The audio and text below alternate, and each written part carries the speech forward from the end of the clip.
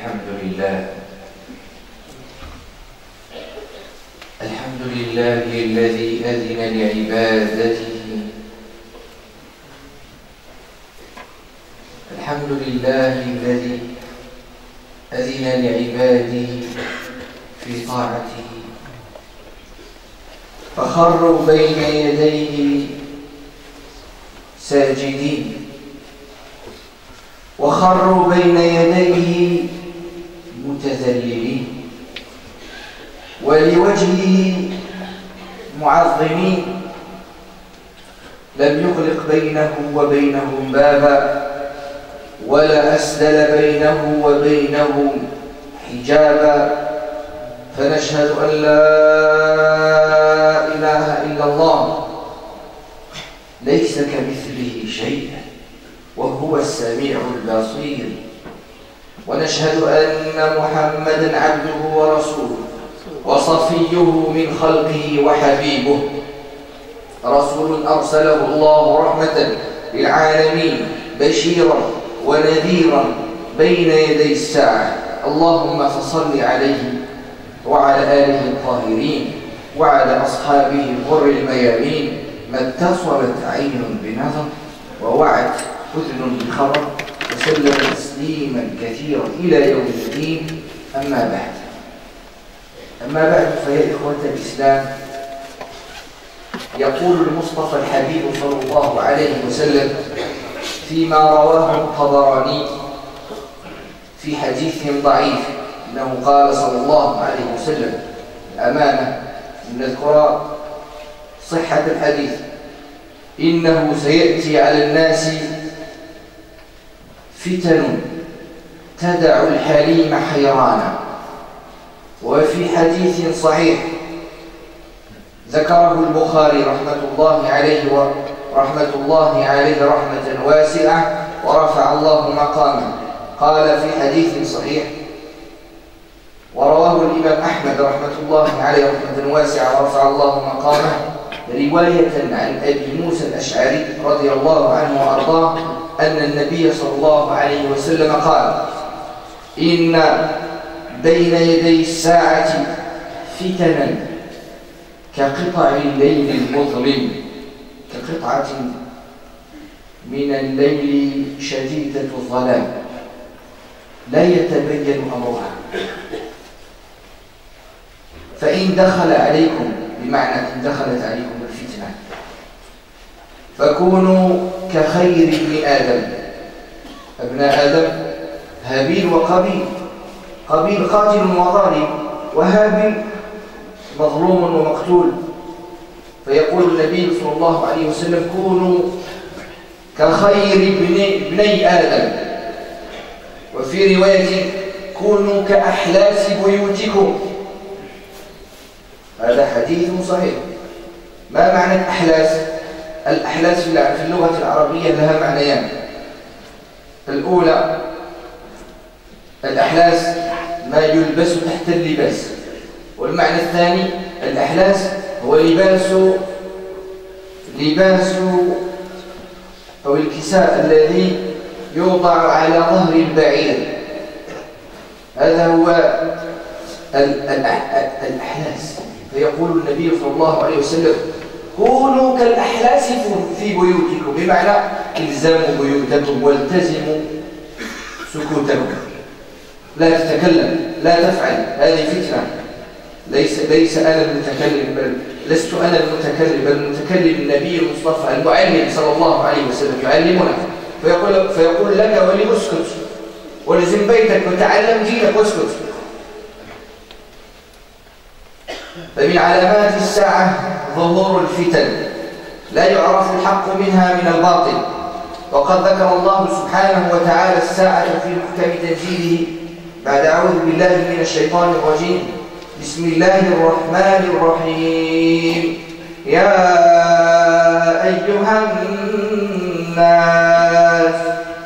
أيها الناس وردت في القرآن 25 مرة في القرآن يا أيها الناس، وفي مطلع السور مرتين: يا أيها الناس في سورة النساء، ويا أيها الناس في سورة الحج.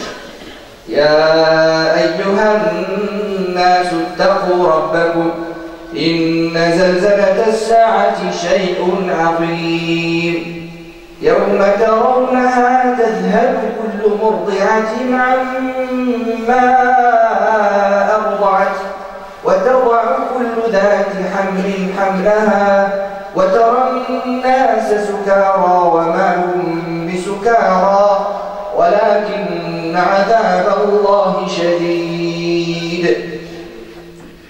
افتح معي التفسير الميسر فتقرأ فيه يوم ترون قيام الساعة تنسى الوالدة رضيعها التي ألقمته ثديها، بمعنى هي كانت تمسكه في حال رضاعه كان يرضع، ولكن لما وقعت هذه الواقعة يوم القيامة يوم الفزع الأكبر خافت وسقط ولدها من بين يديها هذا الرضيع لما نزل بها من الكرب، وتسقط الحامل حملها من الرعب وتغيب عقول الناس فهم كالسكارى من شدة الهول والفزع وليسوا بسكارى من الخمر ولكن شدة العذاب أثقلتهم عقولهم وإدراكهم. اللهم احفظنا في ذلك اليوم وفي يومنا هذا. وفي آية أخرى الله سبحانه وتعالى يتحدث مع المنافقين اللهم احفظنا من النفاق من أهله.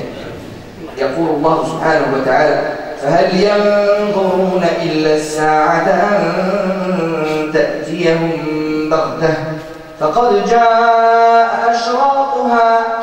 الله سبحانه وتعالى يقول حين نزول هذه الآية فقد جاء أشراطها، آنذاك لما نزلت هذه الآية لقد جاءت إليكم وحضرت إليكم شروط الساعة الأولى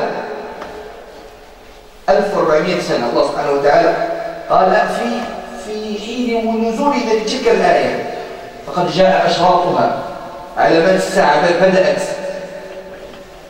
فماذا نقول نحن؟ وأشراط الساعة تنقسم إلى 3 أقسام. قسم ظهر وانقضى كمثلا انشقاق القمر في عهد النبي صلى الله عليه وسلم. النبي صلى الله عليه وسلم هو بنفسه من علامات الساعة، من علامات الساعة الصغرى ظهور النبي خاتم الأنبياء والمرسلين، ووفاته كذلك من علامات الساعة. النبي عليه الصلاة والسلام هذا حديث صحيح يقول أنا بعثت أنا والساعة كهاتين ويشير هكذا. قسم ظهر وانقضى وقسم ظهر وتكاثر. أما هذان القسمين وهذين القسمين فهما من الشروط أو العلامات الصغرى. ما ظهر وانقضى وما ظهر وتكاثر إنما ذلك من علامات الساعة الصغرى. والقسم الثالث قسم لم يظهر إلى الآن، وهذا القسم هو الذي يندرج فيه العلامات الكبرى. فأما القسمان الأولان فهما من أشراط الساعة الصغرى. أما العلامات الصغرى نذكرها جملة، منها ظهور النبي صلى الله عليه وسلم، ومنها وفاته صلى الله عليه وسلم. الذي أذكره الآن كل ما ورد عند البخاري، لأن المشكلة مع علامات الساعة أن كثير منها من خبر الآحاد، واختلف العلماء هل نأخذ من الأحاديث التي وردت عند واحد في أمور العقائد، فالكثير منهم لم يأخذوا منه. الذي أذكره الآن الذي اتفق عليه العلماء ظهور النبي صلى الله عليه وسلم، وفاته صلى الله عليه وسلم، انشقاق القمر، وذكر في الحديث وتكثر الزلازل وتظهر الفتن ويكثر الهرج معناه القتل كثير.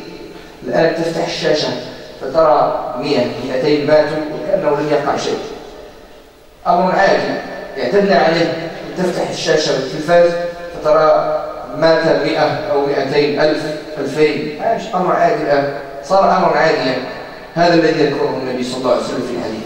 ويكثر الهرج القتل، ويكثر المال لا بركة فيه، ويتطاول الناس في البنيان يتطاول الناس في البنيان، ويقبض الله العلم. لما تفتح شرح هذه العبارة من حديث النبي صلى الله عليه وسلم، ما معنى أن الله سبحانه وتعالى يقبض العلم؟ أنه يقبض العلماء. وكل هذه العلامات مذكورة عند البخاري رحمة الله عليه رحمة واسعة ورفع الله مقامه. في حديث آخر يؤخذ العلم من الأصاغر. الدين الإسلام تؤخذ من الأصاغر.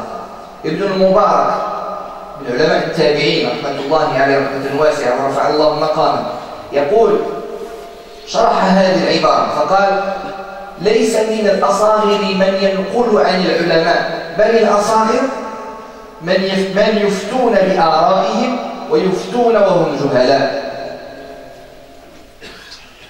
ومن العلامات كذلك يكثر الحلف. الله، أقسم بالله الله والله فعلت كذا، والله على أمر بسيط هين. حتى لما اعتاد الكبار على الحلف وعلى كثرة الحلف، اعتاد الصغار كذلك على كثرة الحلف.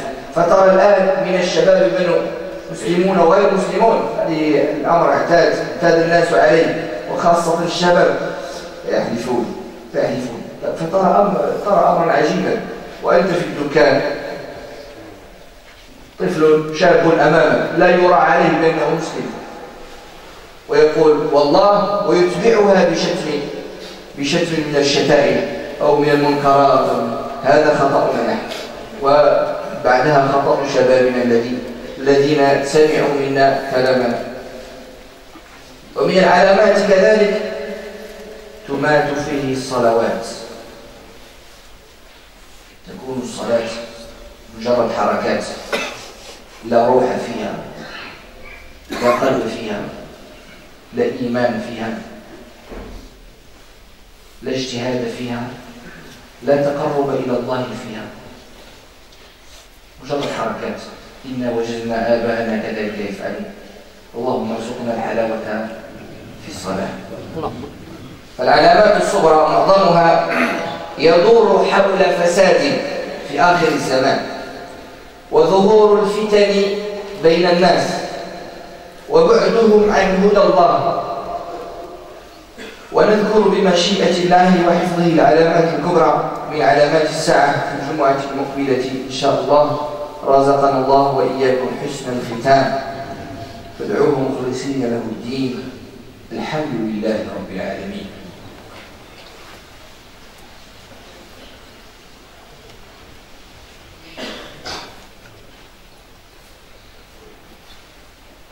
Veuillez vous annoncer barakallahu fikum pour vos frères qui sont au milieu. Il y a beaucoup d'espace. اقتربوا barakallahu fikum إخواني. تزاحموا تراحموا. الحمد لله وكفى، صلاة وسلاما على عباده الذين اصطفى، لا سيما الحبيب المصطفى صلى الله عليه وسلم. Louange à Allah subhanahu wa ta'ala, le majestueux. Prière et paix sur notre prophète Mohammed sallallahu alayhi wa sallam. Le prophète sallallahu alayhi wa sallam qui nous a tant enseigné et qui nous a tout enseigné. Le prophète sallallahu alayhi wa sallam, les compagnons, ils vont le voir à maintes et maintes reprises. Les compagnons, mais aussi des hypocrites, mais aussi des gens qui ne croient pas en son message. Les compagnons posent la même question, mais avec sincérité, alors que les hypocrites posent cette même question que je vais évoquer.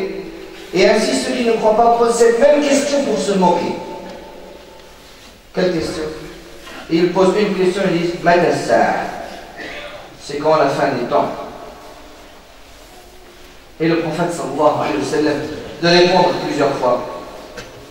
Et par exemple, une fois, le prophète sallallahu alayhi wa sallam il répond Mada a'dadta laha. Il répond à la question par une question. On lui pose une question, quelqu'un qui Il lui pose une question, il dit c'est quand la fin des temps? Et le prophète, il lui pose une question, il dit et toi, qu'est-ce que tu as préparé pour la fin des temps?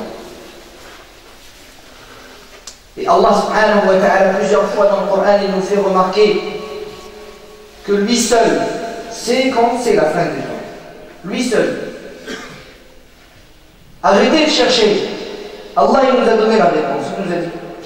C'est-à-dire que lui seul, quand même la personne qui est la plus proche d'Allah subhanahu wa ta'ala, on lui demande, il dit moi je ne sais pas. Al-ilmu indallah. La science est chez Allah, je ne sais pas moi. Comment moi et toi on va chercher, on va trouver via des calculs ou via... L'être le plus aimé, Allah il ne nous a pas donné la connaissance de la date. Et moi et toi, il va nous donner la date par X ou Y chemin, c'est pas possible. Il ne faut pas savoir. Ça appartient à Allah subhanahu wa ta'ala. Mais Allah subhanahu wa ta'ala a enseigné à son prophète des signes. Il lui a dit des signes. Non pas pour savoir la date, mais pour qu'on ait peur. Et pour qu'on se bouge. Et pour qu'on travaille. Parce que le musulman, contrairement à celui qui ne croit pas, celui qui est soumis à Dieu, contrairement à celui qui n'est pas soumis à Dieu, il a dans son dogme, dans le plus fort de sa foi, il a ce point-là, la mort. Il a le point aussi qu'il va rencontrer Allah. Et regarde, faites-moi la différence et comparez-moi la personne qui croit en la mort et quelqu'un qui ne croit pas en une vie après la mort. Le premier, il va avoir peur, le deuxième ne va pas avoir peur. Et ce sera une carte blanche pour faire ce qu'il veut dans ce monde. Et ce sera son paradis. C'est pour ça d'ailleurs que le prophète sallallahu alayhi wa sallam, il nous apprend, il nous enseigne, il nous dit que ce monde-là est une prison pour nous et notre paradis c'est le paradis. Tandis que d'autres gens, ceux qui ne croient pas en Dieu, leur paradis c'est où? C'est ici. Le prophète sallallahu alayhi wa sallam nous apprend dans un hadith qui nous est rapporté par Abu Musa al-Ash'ari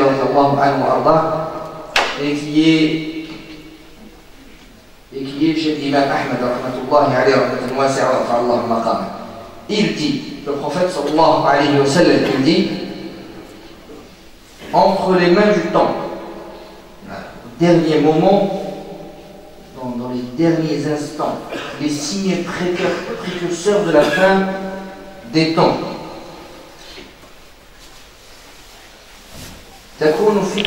Il y aura des épreuves,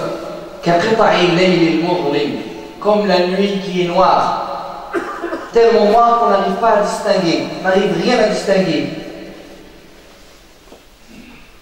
Et le prophète nous enseigne, et c'est un hadith qui est sahih, le prophète nous enseigne, et si vous êtes atteint par cette épreuve-là,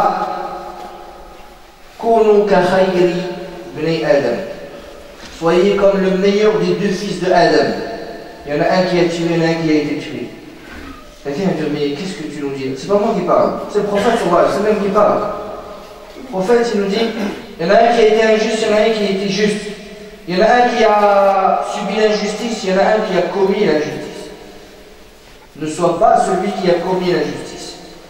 Et dans un autre hadith, le prophète sallallahu alayhi wa sallam, il nous dit, soyez comme al-ahlas dans vos maisons. Al-ahlas, c'est un mot qui est arabe, purement arabe et dur à comprendre. Deux définitions. Première définition, c'est l'habit qu'on met sous l'habit. Et deuxième définition, c'est l'habit qu'on habille justement les montures, qu'on met sur la monture. Et le prophète sallallahu alayhi wa sallam nous dit, soyez comme l'ahlas dans vos maisons, rangez dans vos maisons. Et tu vas dans chaque Ali ibn Sultan Muhammad al-Qari, rahmatullahi alayhi rahmatan wasi'a. Lui qui a expliqué les hadiths du Tirmidhi, rahmatullahi alayhi rahmatan wasi'a. Il nous explique cette phrase-là. Qu'est-ce que ça veut dire? Soyez comme des ahlas dans vos maisons. Il nous dit, ils aiment buyutakum, restez dans vos maisons, wa tazimu sukutakum, et ne parlez pas. C'est pas moi qui parle, c'est le prophète. Tout est vérifiable. Allah subhanahu wa ta'ala, il a parlé de la fin des temps. Il a dit, Ya ayyuhan nas, ô vous les gens. Ô vous les gens dans le Coran, 25 fois. À ceux qui prétendent que l'islam il a été descendu que pour les Arabes. À ceux qui prétendent que l'islam a été descendu juste pour les musulmans. Pourquoi Allah a dit Ya ayyuhan nas, ô vous les gens? Pourquoi Allah il se préoccupe de l'humanité si l'islam a été descendu juste à nous les musulmans? Allah se préoccupe de toute l'humanité. Et tout musulman doit se préoccuper de toute l'humanité.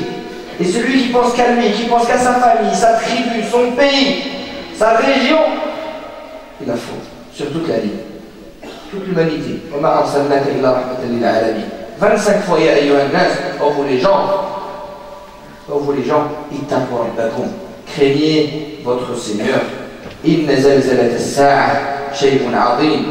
Le tremblement de terre, le tremblement de l'heure, Yawm al-Qiyam, le jour du jugement dernier, shay'un 'azim, quelque chose de grand. Yawma tarawnaha, quand vous la verrez, tadhalu kullu murdi'atin 'amma arda'at.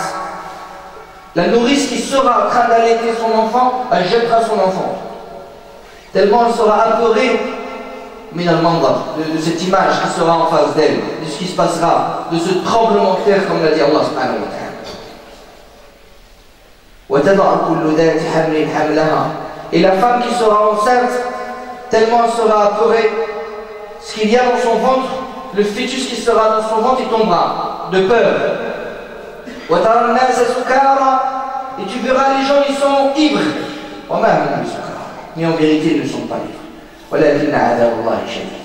Mais en vérité, le châtiment d'Allah, il est terrible. Qu'Allah subhanahu wa ta'ala nous préserve du châtiment d'Allah.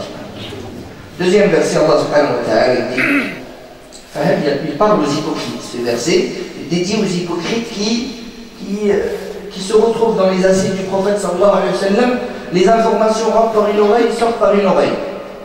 Et ceux qui ont cru, le verset qui est juste avant, les gens qui ont cru, ils retiennent tout ce qu'a dit le prophète sallallahu alayhi wa sallam. Quant aux hypocrites, dès qu'ils sortent de l'assiette du prophète sallallahu alayhi wa sallam, ils posent la question. Ils attrapent les croyants et disent, qu'est-ce qu'il a dit? Qu'est-ce qu'il vient de dire le prophète? Ça rentre par une oreille, ça sort par une oreille. Et Allah subhanahu wa ta'ala, en réponse à leurs agissements, en réponse à leur façon de penser, leur idéologie, leur conception du monde, leur conception des choses, leur éloignement d'Allah, Allah leur dit un verset, il leur dit est-ce qu'ils attendent? Ils attendent quoi? Ils attendent que le jour du jugement leur arrive avec stupéfaction, avec surprise. Les signes précurseurs, ils sont déjà arrivés.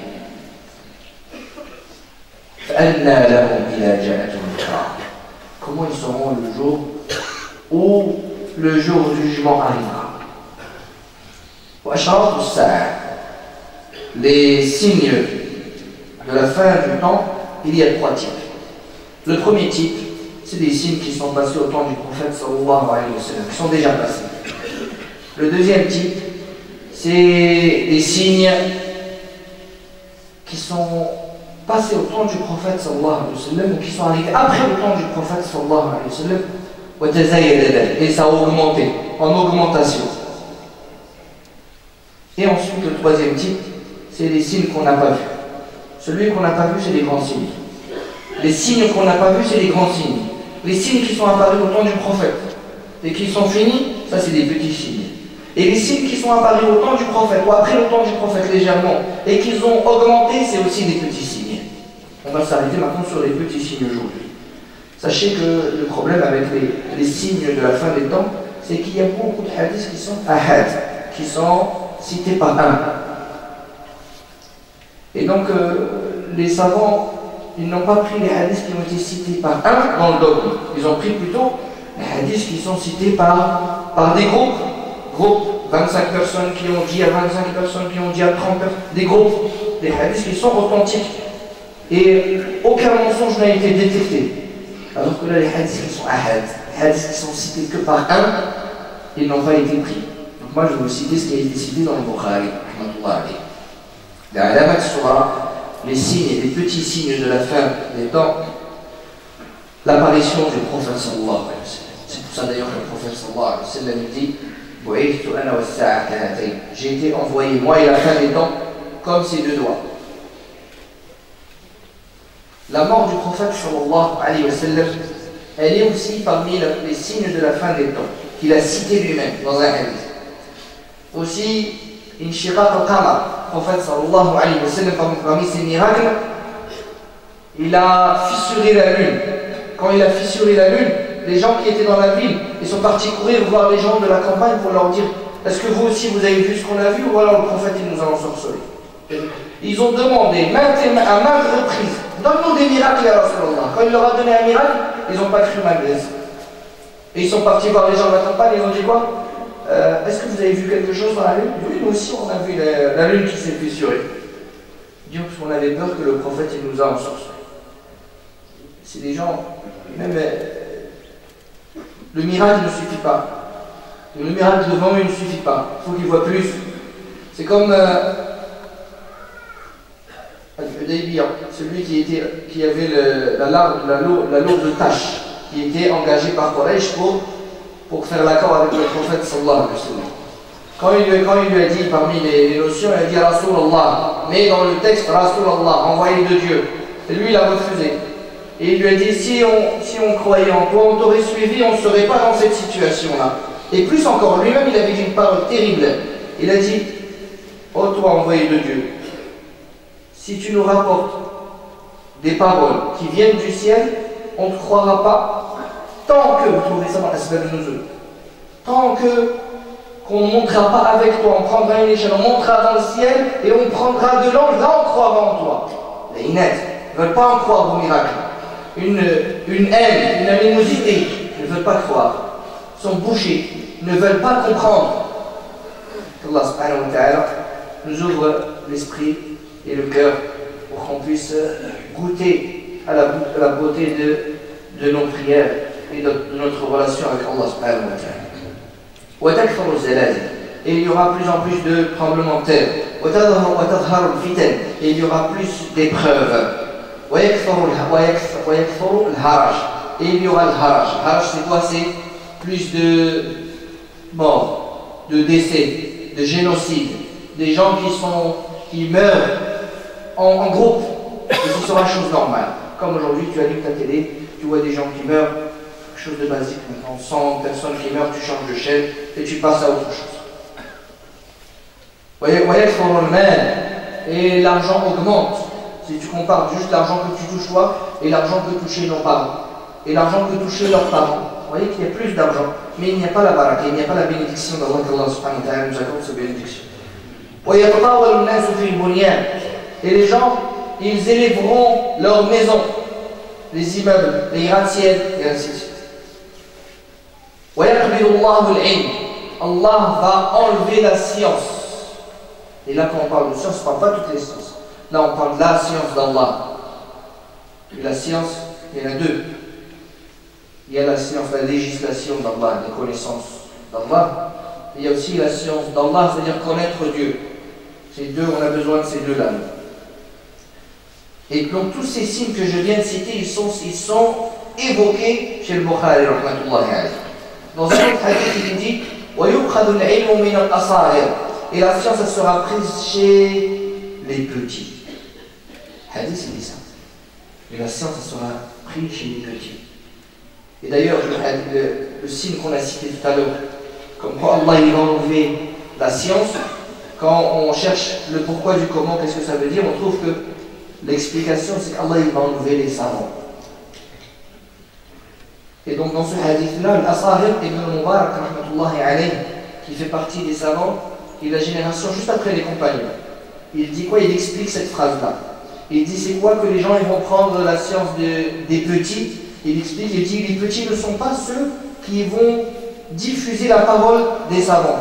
Ce ne sont pas ces gens-là les petits.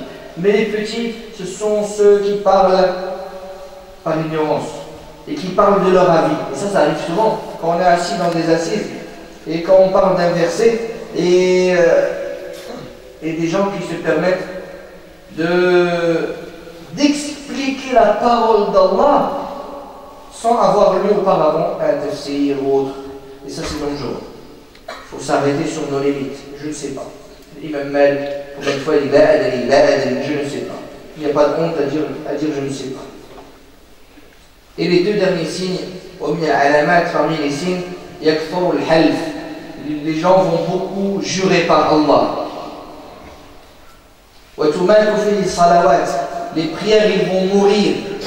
Les prières seront, comme il a cité le prophète sallallahu alayhi wa sallam, il a désigné une prière, il a dit ça c'est la prière du corbeau.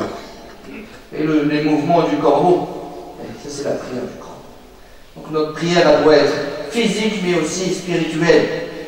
Spirituelle, on doit vivre notre prière. On doit être en communion avec Allah. On doit vivre notre prière, on doit tirer les lumières de la prière et ça doit changer notre personne. Allah subhanahu wa ta'ala nous aide dans notre chemin. Donc la alamat soura, si on résume, si on schématise, donc ça nous explique et ça nous montre le fasad fi akhir az-zaman, c'est le désordre.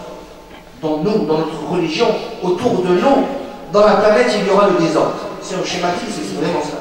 Et il y aura beaucoup d'épreuves. Et les gens s'éloigneront d'Allah subhanahu wa ta'ala.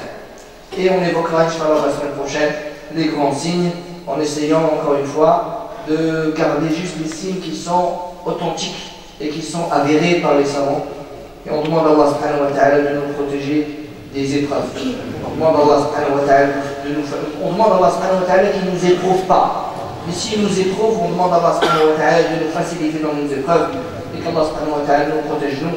Allah subhanahu wa ta'ala protège nos enfants. Allah subhanahu wa ta'ala nous protège dans notre religion. Allah subhanahu wa ta'ala nous éloigne du haram.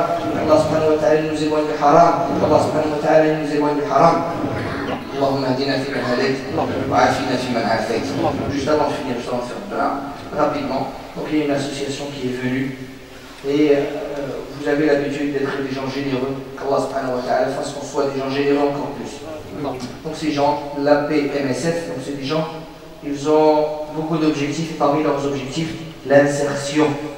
Quand j'ai dit ça aux frères qui sont en prison, comment ils étaient contents. Quand je leur ai dit, les frères qui sont en centre de détention, il y a des frères, machallah, ils ont fait une association et ils s'occupent de vous. Comment ils étaient contents. Eux, ils trouvent toutes leurs portes, ils sont fermés. Et ne pensez pas que c'est tous... ne pensez pas des clichés, ne soyez pas comme la personne qui est devant sa télé. Les gens qui sont dans le centre de détention, c'est comme des gens comme moi, comme toi. C'est juste des gens qui ont fait une erreur. Ils ont fait le mauvais choix, ou alors ils ont accumulé les mauvais choix. Mais c'est des gens comme moi et comme toi. Ça aurait pu être moi, ça aurait pu être toi. Donc ces gens-là, quand je leur ai annoncé qu'il y avait des frères qui s'occupent de l'insertion, ils étaient contents. Donc il y avait une autre association qui s'occupe de cela, mais je ne sais pas si eux ils font ça, mais en tout cas ils étaient vraiment contents. Aussi une autre, ils s'occupent de l'insertion, mais ils s'occupent aussi de l'éducation. Et quand on demande à Allah subhanahu wa ta'ala de nous faciliter pour éduquer nos enfants, pour qu'ils aient un bon comportement et des bonnes connaissances, et qu'ils puissent ajouter un apport, rapporter un plus pour les générations futures, Inch'Allah. Donc ils sont venus récolter, on vous demande d'être généreux, qu'Allah soit généreux envers vous. Ensuite, il y a le séminaire de Sheikh Awsat, les 7 repères de la voie médiane. La voie médiane, comment ne pas être compliqué, ne pas avoir une vision de l'islam trop dure, parce que le prophète dit yassiru wa la tu'assiru, facilitez, n'endurcissez pas les choses, compliquez pas les choses, facilitez les choses. Dans un hadith, il dit que le prophète sallallahu alayhi wa sallam, quand il avait le choix entre deux choix, il prenait le plus facile. Donc les 7 repères de la voie médiane, très important. Donc il y a l'affiche, hein. Regardez bien l'affiche par rapport aux détails. Il y a une inscription, 5 €.